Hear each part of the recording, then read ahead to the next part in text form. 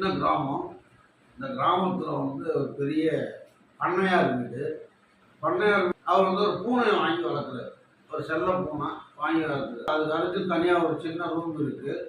அந்த ரூமில் வந்து பிளேட் வச்சுருக்காங்க. அதுக்கு கிண்ணம் இருக்குது. என்னென்ன பால் ஊற்றுறதுக்கு, சாதம் வைக்கிறதுக்கு, கறி வைக்கிறதுக்கு. அதை காலத்தோடு எழுந்து சாப்பிட்டு நல்லா தூங்கிடும்.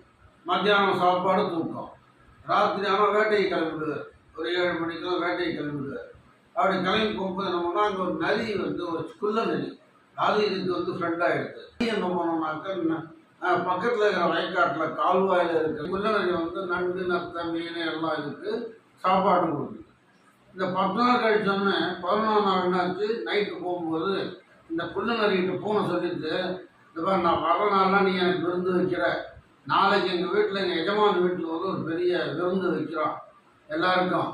அதனால் நான் நீ வந்தனாக்க உனக்கு நான் விருந்து கொடுப்பேன். நீ எனக்கு உபசாரம் பண்ணவன் நான் உனக்கு உபசாரம் பண்ணுறேன்னு சொல்லிட்டு, என்னோடய நீ வரணும்.